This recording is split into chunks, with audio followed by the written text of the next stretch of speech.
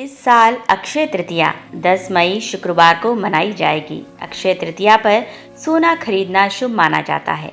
अक्षय तृतीया पर माँ लक्ष्मी और भगवान विष्णु की पूजा की जाती है। आइए जानते हैं अक्षय तृतीया से जुड़ी यह कथा। नमस्कार प्रिय भक्तगणों, स्वागत है आपका अपने YouTube चैनल पर। आप सभी भक्तगणों को अक्षय तृतीया की हार्दिक शुभकामनाएं। इन्हीं शुभ विचारों के साथ आज की कथा का श्रवण करेंगे। अक्षय तृतीया का पर्व हिंदू धर्म में बेहद खास महत्व रखता है। इसे अक्खा तीज के नाम से भी जाना जाता है। अक्षय तृतीया पर सोना खरीदना शुभ माना जाता है। मान्यता है कि इस दिन भगवान विष्णु के अवतार परशुराम हयग्रीव का जन्म हुआ था। मान्यता यह भी है कि इसी दिन सतयुग और त्रेता युग की शुरुआत हुई थी। अक्षय तृतीया पर माँ लक्ष्मी और भगवान विष्णु की पूजा की जाती है। आइए जानते हैं अक्षय तृतीया से जुड़ी यह पावन कथा। अक्षय तृतीया से जुड़ी एक कथा के मुताबिक प्राचीन काल में धर्मदास नाम का एक वैश्य था, जो परिवार के साथ छोटे से गांव में रहता था। धर्मदास की आर्थिक स्थिति ठीक नहीं थी, इसीलिए परिवार का पालन पोषण करने के लिए वह चिंतित रहता था। धर्मदास धार्मिक व्यक्ति था। वह अपने सरल स्वभाव और ब्राह्मणों के प्रति श्रद्धा के लिए प्रसिद्ध था। अक्षय तृतीया व्रत के बारे में सुनने के बाद धर्मदास ने अक्षय तृतीया पर सुबह जल्दी उठकर गंगा में स्नान कर विधि विधान से देवी देवताओं की पूजा की। व्रत के दिन जल से भरे घड़े, पंखे, जौ, सत्तू, चावल, नमक, गेहूँ, गुड़, घी, दही, सोना तथा वस्त्र आदि चीजें भगवान के चरणों में रखकर ब्राह्मणों को अर्पित की। दान देखकर धर्मदास के परिवार और पत्नी ने उसे रोकने की कोशिश की। उन्होंने कहा कि अगर इतना सब कुछ दान में दे देंगे तो परिवार का पालन पोषण कैसे होगा। धर्मदास ने फिर भी दान और पुण्य कर्म किया और ब्राह्मण को कई प्रकार का दान दिया। उसके जीवन में जब भी अक्षय तृतीया का पर्व आया, हर बार धर्मदास ने विधि से पूजा एवं दान आदि कर्म किया। बुढ़ापे और बीमारियों से ग्रसित होने के बाद भी उसने उपवास करके धर्म, कर्म और दान पुण्य किए। यही वैश्य दूसरे अगले जन्म में कुशावती का राजा हुआ। मान्यता है कि अक्षय तृतीया के दिन किए गए दान, पुण्य व पूजन के कारण वह अपने अगले जन्म में बहुत धनी एवं प्रतापी राजा बना। वह इतना धनी और प्रतापी राजा था कि त्रिदेव तक उसके दरबार में अक्षय तृतीया के दिन ब्राह्मण का वेश धारण करके उसके महायज्ञ में शामिल होते थे। अपनी श्रद्धा और भक्ति का उसे कभी घमंड नहीं हुआ। वह प्रतापी राजा महान वैभवशाली होने के बावजूद भी धर्म मार्ग से कभी विचलित नहीं हुआ। माना जाता है कि यही राजा आगे के जन्मों में भारत के प्रसिद्ध सम्राट चंद्रगुप्त के रूप में पैदा हुए थे। भगवान ने धर्मदास पर अपनी कृपा की।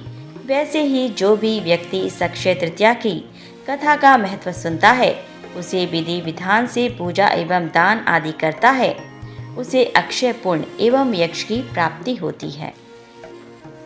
प्रिय भक्तगणों, अब हम श्रवण करेंगे अक्षय तृतीया पर सुनी जाने वाली श्री कृष्ण का मुंडन संस्कार की कथा।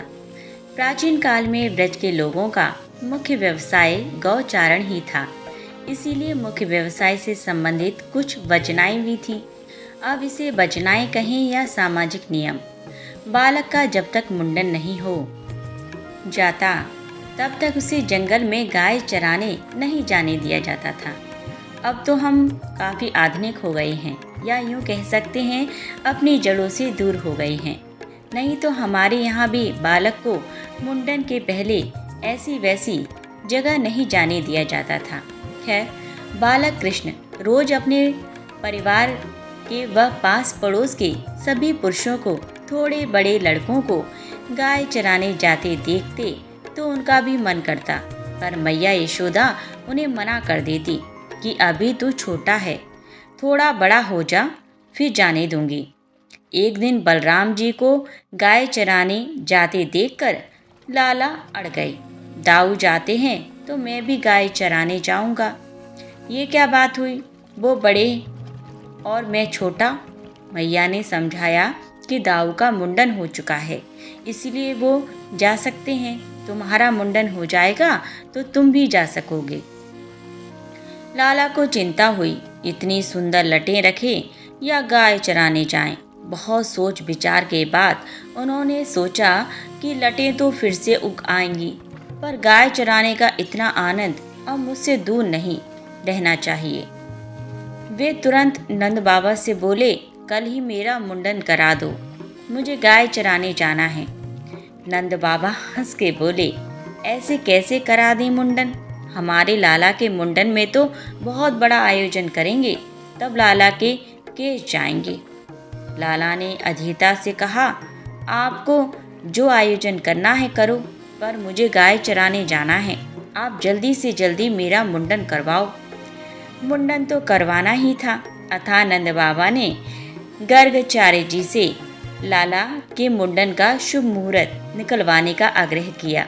निकट में अक्षय तृतीया का दिन शुभ था, इसीलिए उस दिन मुंडन का आयोजन तय हुआ। आसपास के सभी गांवों में न्योता बांटे गए। हर्षोल्लास के कई तैयारियां की गईं। आखिर आयोजन का दिन आ ही गया। आसपास के गांवों के हजारों अतिथियों की उपस्थिति में भव्य आयोजन हुआ। मुंडन हुआ और मुंडन होते ही लाला मैया से बोले, मैया मुझे कलेवा अथा नाश्ता दो, मुझे गाय चराने जाना है। मैया थोड़ी नाराज होती है बोली, इतने मेहमान आए हैं घर में तुम्हें देखने, और तुम हो कि इतनी गर्मी में गाय चराने जाना है। थोड़े दिन रुको, गर्मी कम पड़ जाए तो तुम्हें दाऊ के साथ भेज दूंगी। लाला भी अड़ गए, ऐसा थोड़े ही होता है, मैंने तो गाय चराने के लिए ही मुंडन कराया था, नहीं तो मैं इतनी सुंदर लटों को काटने देता क्या? मैं कुछ नहीं जानता, मैं तो आज और अभी ही जाऊंगा गाय चराने। मैया ने नंद बाबा को बुलाकर कहा, लाला मान नहीं रहा, थोड़ी दूर तक आप इसके साथ हो आइए, इसका मन भी बहल जाएगा, क्योंकि इस गर्मी में मैं इसे दाऊ के साथ या अकेले तो भेजूंगी नहीं। नंद बाबा सबको छोड़कर निकले। लाला भी पूरी तैयारी के साथ छड़ी, बंसी, कलेवी की पोटली लेकर निकले। एक बच्चिया भी ले ली, जिसे हुर्र हुर्र कर घेर कर वो अपने मन में ही बहुत खुश हो रहे थे कि आखिर मैं बड़ा हो ही गया।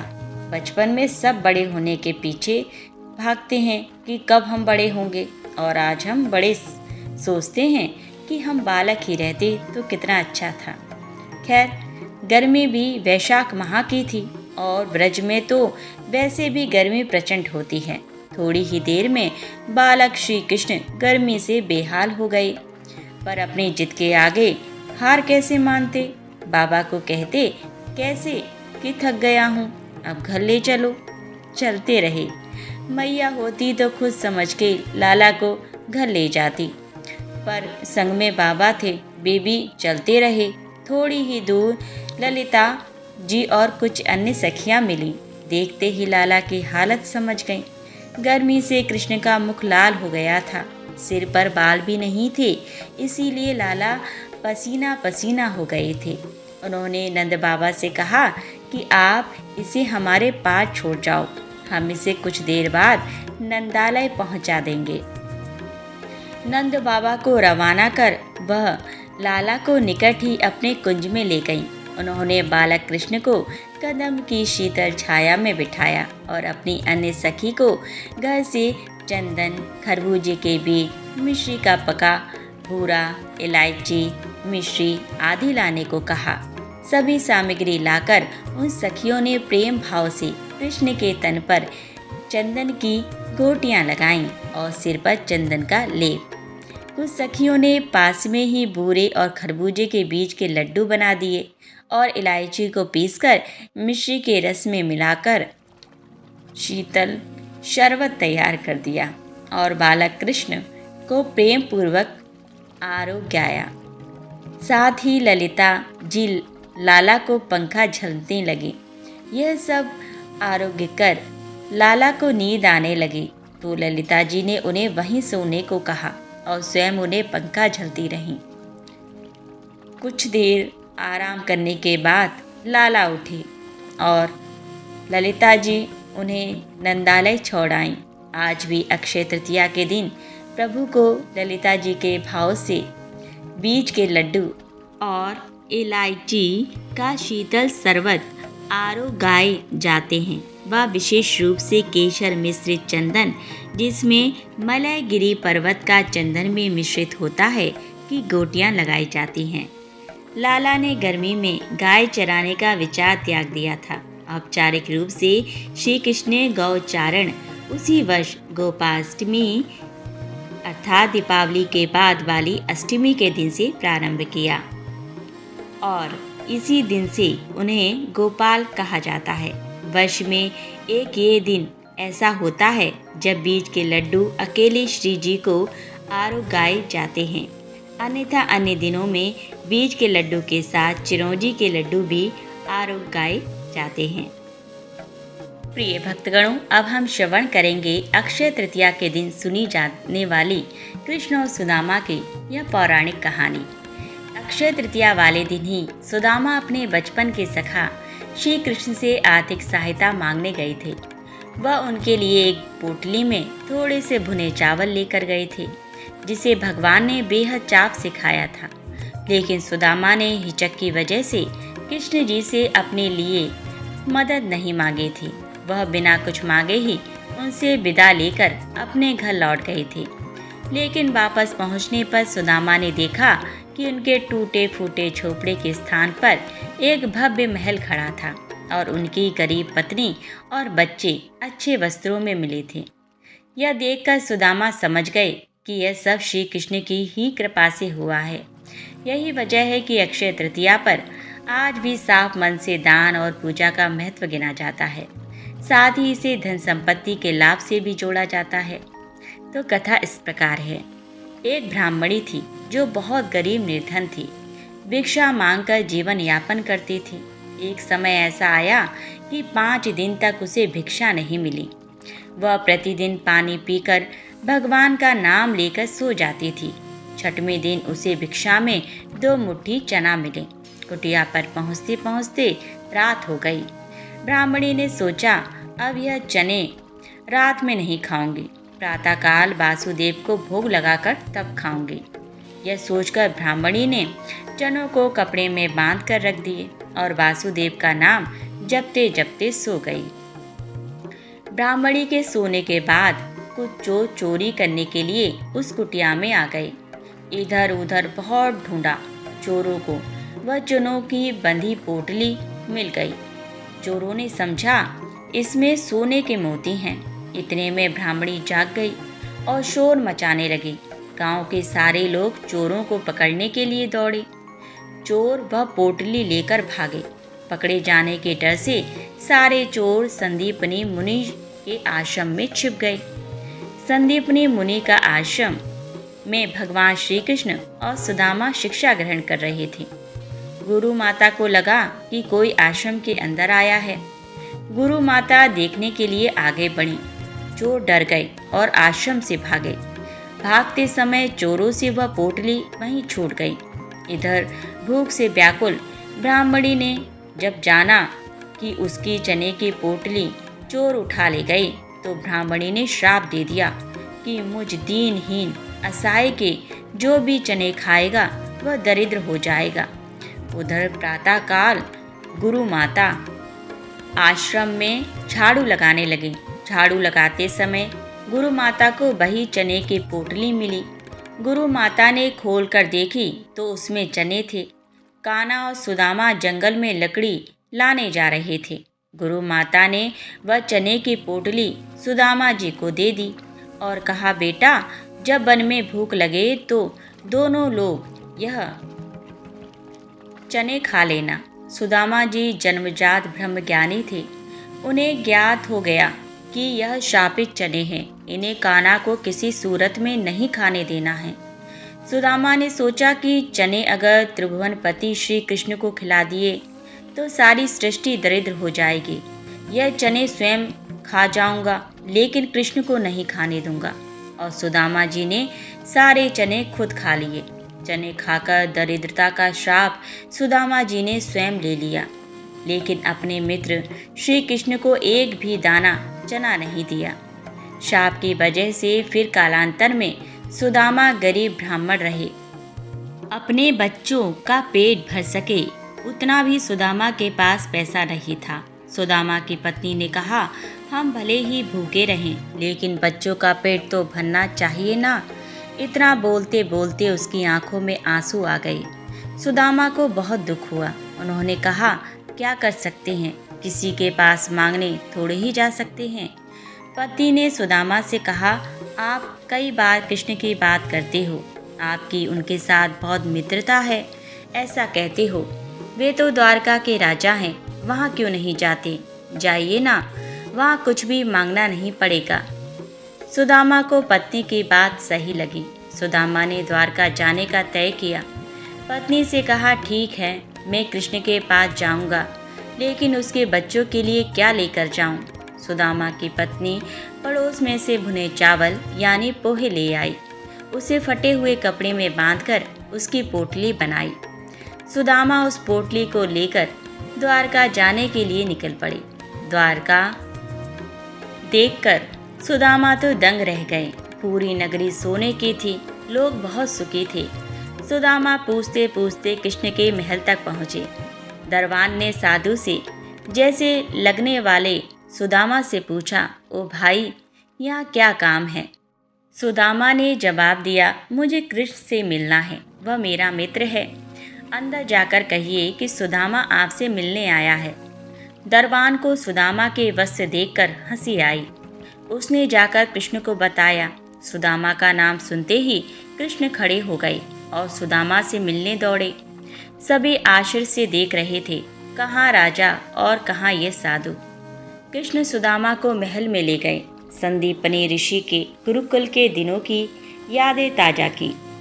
सुदामा कृष्ण की समृद्धि देखकर शर्मा गए। सुदामा पोहे की पोटली छुपाने लगे, लेकिन कृष्ण ने खींच ली। कृष्ण ने उसमें से पोहे निकाले और खाते हुए बोले, ऐसा अमृत जैसा स्वाद मुझे और किसी में नहीं मिला। बाद में दोनों खाना खाने बैठे। सोने की थाली में अच्छा भोजन परोसा गया। सुदामा का दिल भर आया। उन्हें याद आया कि घर पर बच्चों को पूरा पेट भर खाना भी नहीं मिलता है। सुदामा वहाँ 2 दिन रहे। वे कृष्ण के पास कुछ मांग नहीं सके। तीसरे दिन वापस घर जाने के लिए निकले। कृष्ण सुदामा के गले लगे और थोड़ी दूर तक छोड़ने गए। घर जाते हुए सुदामा को विचार आया, घर पर पत्नी पूछेगी क्या लाए तो क्या जवाब दूंगा। सुदामा घर पहुँचे। वहाँ उन्हें अपनी झोपड़ी नजर ही नहीं आई। उतने में ही एक सुंदर घर में से उनकी पत्नी बाहर आई। उसने सुंदर कपड़े पहने थे। पत्नी ने सुदामा से कहा, देखा कृष्ण का प्रताप, हमारी गरीबी चली गई। कृष्ण ने हमारे सारे दुख दूर कर दिए। सुदामा को कृष्ण का प्रेम याद आया। उनकी आंखों में खुशी के आंसू आ गए। वह दिन अक्षय तृतीया का था। तब से प्रति अक्षय तृतीया पर श्री कृष्ण सुदामा की यह कथा सुनी जाती है। प्रिय भक्तगणों, आज की कथा यहीं संपन्न होती है। आशा करती हूँ कि आपको यह कथा अवश्य ही पसंद आई होगी। यदि पसंद आई है तो हमारी वीडियो को लाइक ज़रूर करें और इसी प्रकार की यदि भविष्य में आप वीडियो देखना चाहते हैं तो हमारे चैनल को सब्सक्राइब अवश्य कर लें। पूरा वीडियो वॉच करने के लिए धन्यवाद।